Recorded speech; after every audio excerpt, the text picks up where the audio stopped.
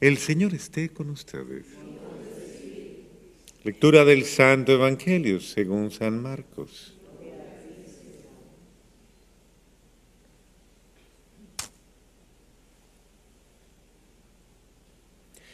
En aquel tiempo Jesús comenzó a hablar en parábolas a los sumos sacerdotes, a los escribas y a los ancianos, y les dijo: un hombre plantó una viña, la rodeó con una cerca, cavó un lagar, construyó una torre para el vigilante y se la alquiló a unos viñadores y se fue de viaje al extranjero.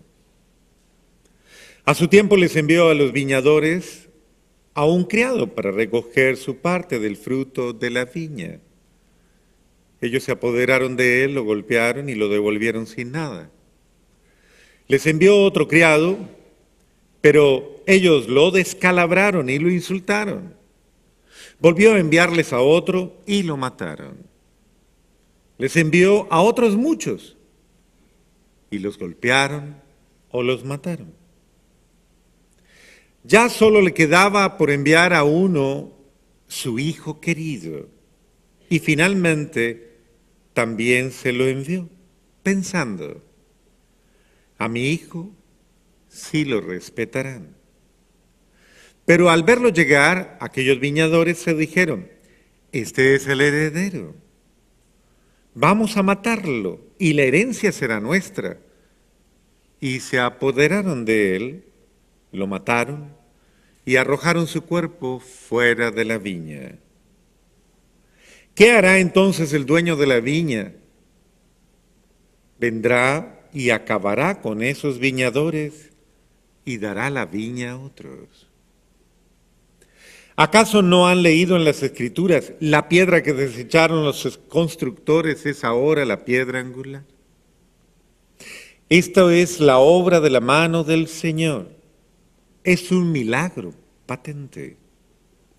Entonces los sumos sacerdotes y los escribas y los ancianos quisieron apoderarse de Jesús porque se dieron cuenta de que por ellos había dicho aquella parábola. Pero le tuvieron miedo a la multitud, dejaron a Jesús y se fueron de ahí. Palabra del Señor.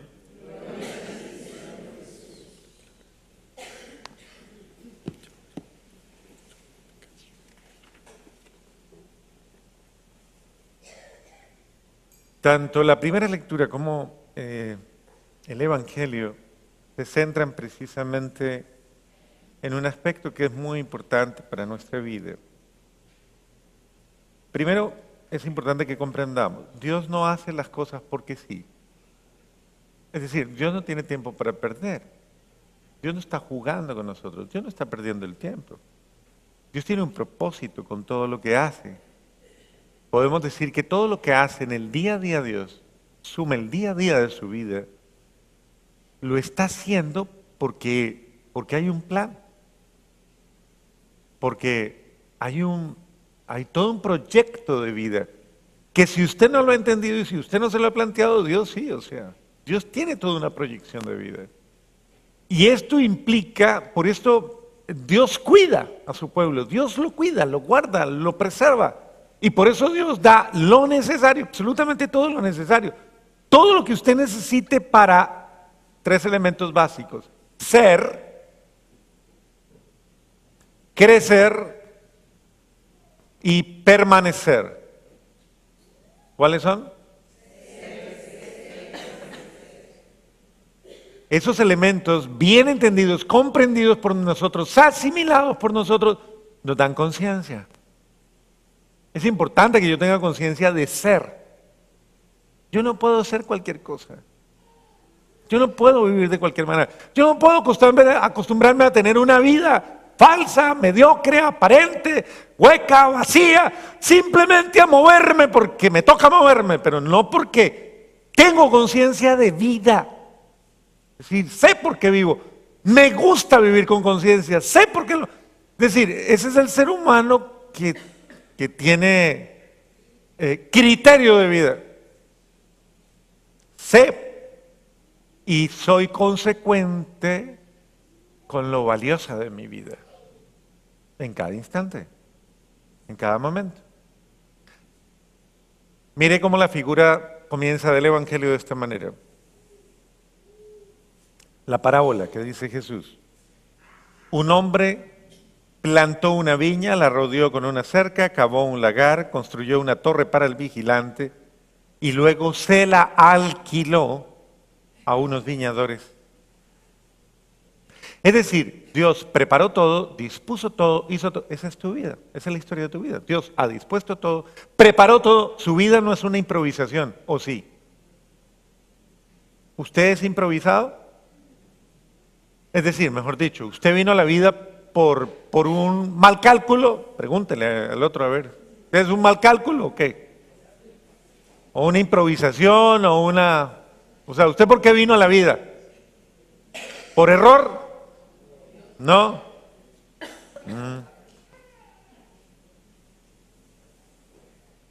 Porque Dios lo quería. Dios quiere su vida, Dios quería su vida. Desde el momento en que lo creó, que lo concibió, que lo pensó.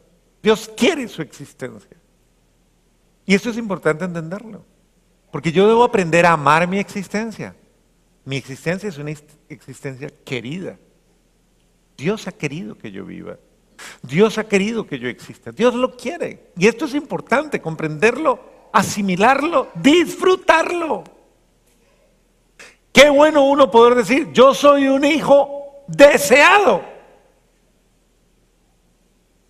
amado. ¿Por quién?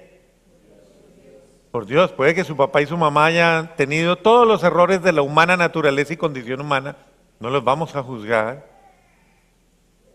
Pero Dios no se equivocó.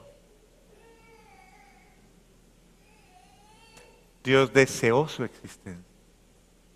Soñó su existencia. La proyectó, la preparó, la dispuso. Dios quiere su vida. Por eso dijo esa palabra latina que utilizamos tan bonito cuando hablamos de la Virgen. Dios también la dijo. Por eso dijo, fiat, hágase, sea. ¿Y usted vivió?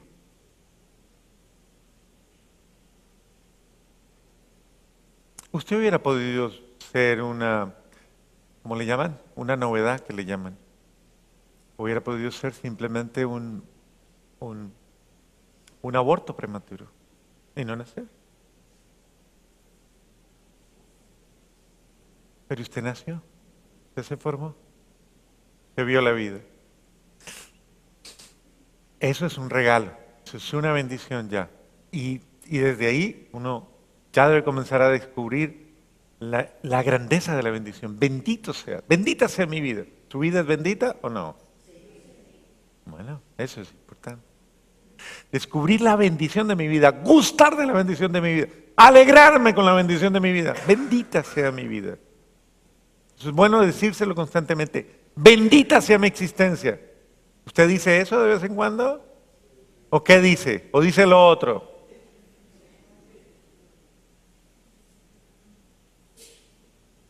Bueno, ese es el sentido. Entonces, yo no puedo despreciar la obra de Dios, tenga mucho cuidado. Yo no puedo maltratar la obra de Dios, tenga mucho cuidado. Porque su vida no es suya. Es de, y Dios no se la dio para que la desperdiciara. Dios no se la dio para que la maltratara. Dios se la dio para que la malutilizara. Dios se la dio para que la dignificara, para que la hiciera rendir, crecer mejor todos los días, ser productiva, ser grande, ser plena, llena, ¿o no? Por eso la figura de la viña, la sembró, la arregló, la preparó todo y luego la alquiló esperando que produjera mucho, que produzca mucho, no que fuera estéril. Dios no quiere Dios no quiere que la vida de nadie sea estéril, ¿o sí? Pregúntale al de al lado, ¿usted es estéril? ¿Sabe qué es la esterilidad? ¿Sabe qué es la esterilidad? La incapacidad de producir bien, de producir bienestar, de producir bendición, de producir alegría. ¿A usted le gustaría que le llamaran un ser humano infecundo?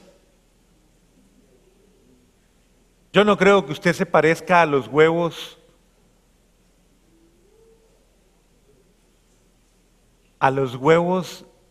sin intervención de gallina. ¿Sí los conoces? Esos huevos le llaman huevos de gallo. Son esos que usted se come, esos huevos infecundos. Son huevos infecundos. Nadie los calentó y por lo mismo no producen fruto. Perdón, son huevos de gallina sin intervención del gallo. Huevo de gallina sin intervención del gallo. Sí, claro, el cura estaba medio perdido. Pero la idea la captaron, ¿no? Entonces usted no está llamado a tener una vida infecunda, sino una vida completamente productiva. Y Dios te confió esa vida para que tú la hagas producir. Y regularmente usted, ¿qué contesta cuando alguien comienza como a meterse en su vida? Y a preguntarle, mire, ¿y usted por qué hace eso? ¿Y qué? Eso, ¿y usted por qué es así? ¿Usted qué responde cuando pasan esas cosas? ¿Qué responde regularmente usted? ¿Qué responde usted? ¿Ah? ¿A usted qué le importa? Es mi vida. ¿Qué más dice? Yo hago mi vida lo que quiera. Métase en su vida, no se meta en la mía. Eso fue lo que hicieron esos señores a los que les confió Dios. Dice, mandó mensajeros, mandó a mirar, a preguntar qué está sucediendo y se pusieron furiosos. Están hablando obviamente Jesús a través de esa parábola, le está hablando, les envié profetas, les envié sacerdotes, les envié caudillos, les envié toda suerte de enviados de Dios para que escucharan. Y a todos o los mataron, o los maltrataron, o los despreciaron. ¿Cuántas veces Dios nos envía mensajes y nosotros despreciamos como esos mensajes de Dios, esos llamados de Dios a, oiga, aproveche su vida que es cortica, aprovechela, vívala bien, disfrute su vida? Bueno, muy bien. Digamos que usted escuchó, digamos que usted ya se le puso atención a su vida y digamos que usted sí quiere tener una vida buena, que usted sí quiere ponerla a producir, que usted sí le gustaría crecer. Ah, bueno, entonces vámonos para la primera lectura. El apóstol Pedro nos da una lección maravillosa. Y él comienza hablando de una manera tan bonita, a ustedes los que han obtenido una fe tan preciosa como la nuestra. Él está hablando con el corazón. Gracias a la justicia de Jesucristo, nuestro Dios y Salvador, que abunden entre ustedes, mire los sentimientos de alguien lleno de Dios, que abunden entre ustedes la gracia y la paz por el conocimiento de Jesucristo nuestro Señor. Ya está enseñando el apóstol Pedro, el primer papa, y está diciendo que Jesucristo los ilumine de tal manera que el conocimiento de Cristo les dé gracia y paz. Porque cuando uno conoce a Cristo, esto trae bendición, gracia sobre gracia. Y la gracia da paz. Su acción divina nos ha otorgado todo lo necesario para llevar una vida de santidad. Es verdad, Dios nos ha dado todo lo necesario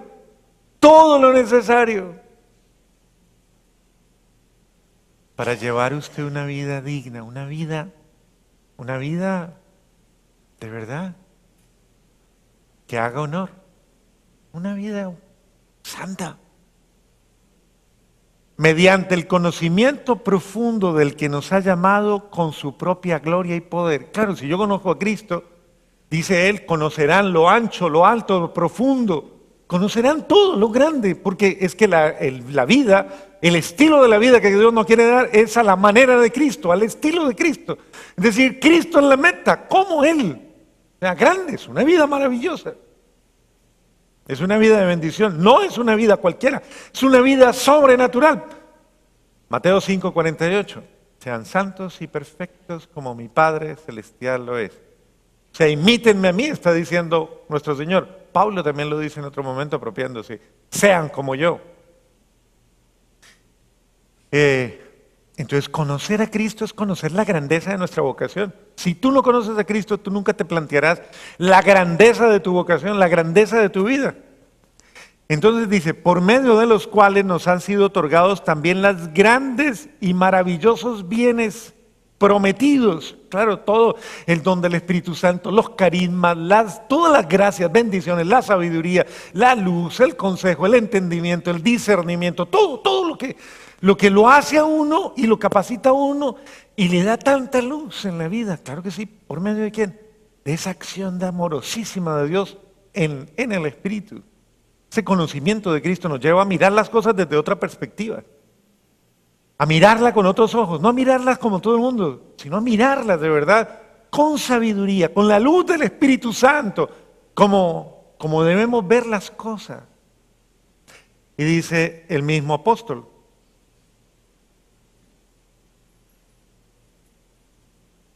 y nos ha dado esos bienes para que ellos, por medio de ellos, ustedes puedan escapar a la corrupción de las pasiones desordenadas que provocan este mundo.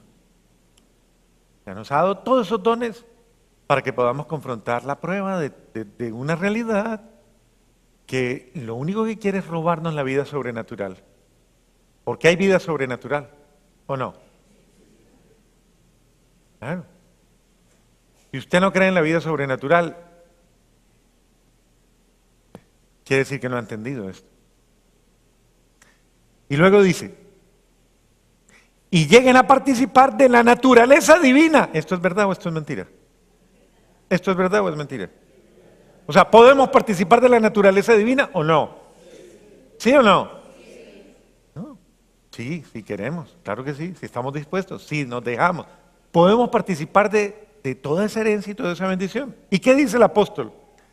Y da unos consejitos muy lindos que parecen muy sencillos, pero son llenos de sabiduría. Por eso, esfuércense en añadir a su buena fe, mire lo bonito, la buena fe del ser humano, el buen corazón del ser humano. Cuando un ser humano actúa con buena actitud, eso se le llama buena fe. Tiene buena fe. Actuar de buena fe es actuar con buena actitud, con buen corazón, con honestidad, con sinceridad. Entonces, añadan a la buena fe, al buen propósito, al buen deseo, añadan la buena conducta.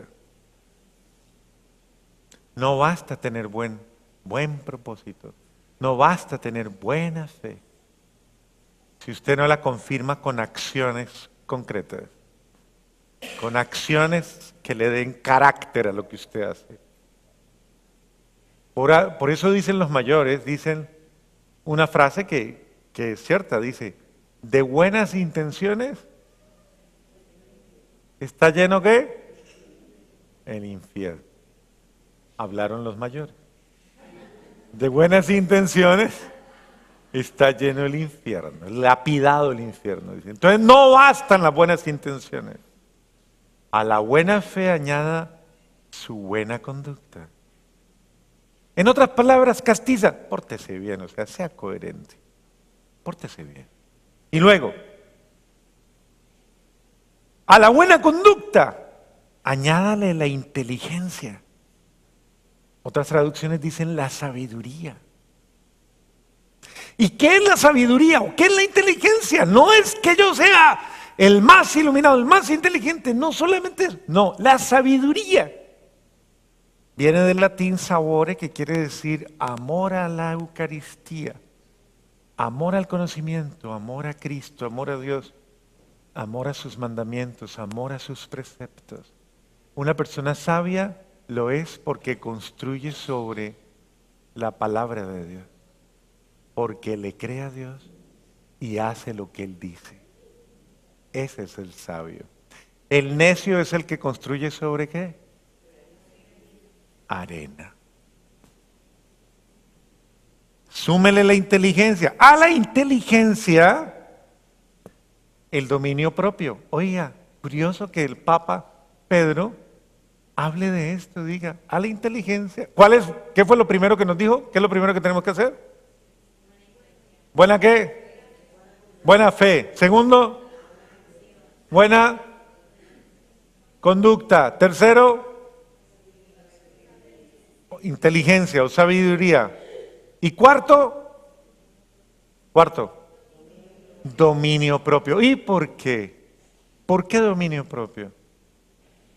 Porque uno puede de pronto decir que es una persona pero una persona que no sabe dominarse a sí misma, que aparentemente es una persona que trabaja en sí misma y pierde el control de sí misma y se deja llevar por una marejada de emociones y sentimientos y pierde el control y se deja llevar por pasiones negativas y por todo esto y sencillamente termina diciendo que, pues que yo también soy humano, porque esa es la justificación.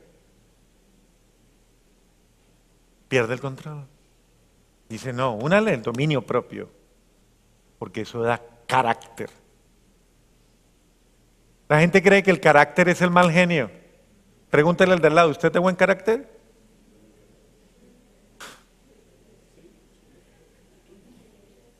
¿Sabe qué es el buen carácter?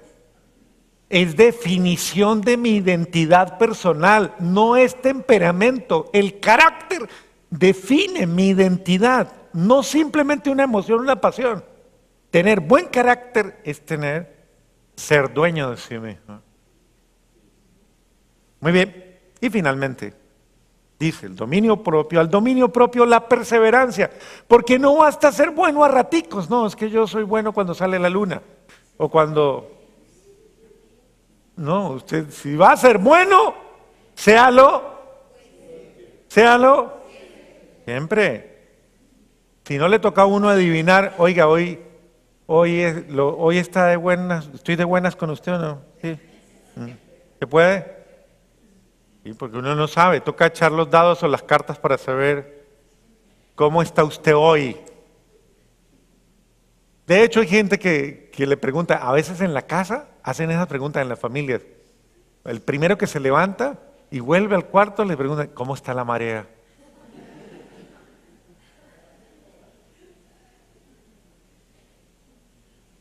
Entonces, al dominio propio, la perseverancia.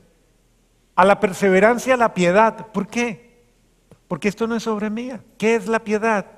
Sino precisamente esa actitud total de certeza, de confianza que es Dios el que me mueve, que es Dios el que hace la obra, que es Dios el que realiza, que yo no estoy solo, que es Él el que respalda mi vida, es Él el que hace. Si el Señor no construye la casa, en vano se cansan los albañiles.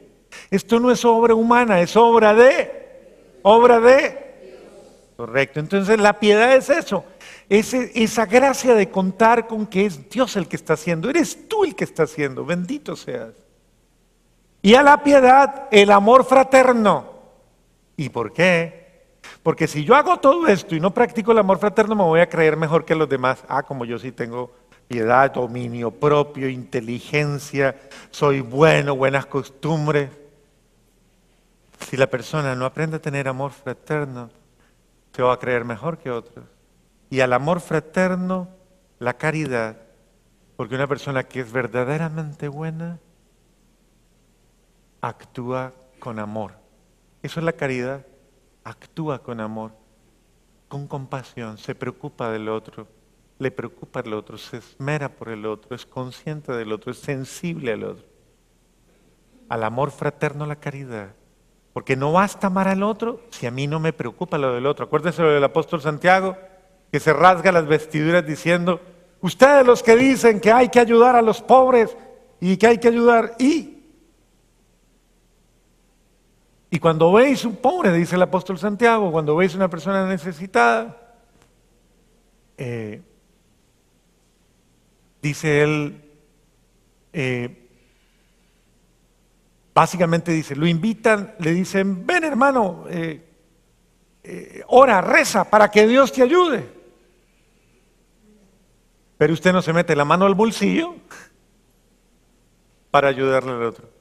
Yo le puedo tener amor a mi hermano, pero si yo no me comprometo con el bien del otro, mi amor no es amor caritativo, verdaderamente caritativo. Y de esta manera yo voy colaborando para que la obra de Dios no se frustre. Yo soy obra de Dios. Dios está obrando en mí. Si yo cumplo todos esos pasos que me aconseja el apóstol San Pedro, yo podré ser en la iglesia, en la familia, alguien a quien todo el mundo va a decir bendito sea Dios. Porque esta persona ha crecido tanto en el amor que nos hace tanto bien. Es Dios quien actúa en él.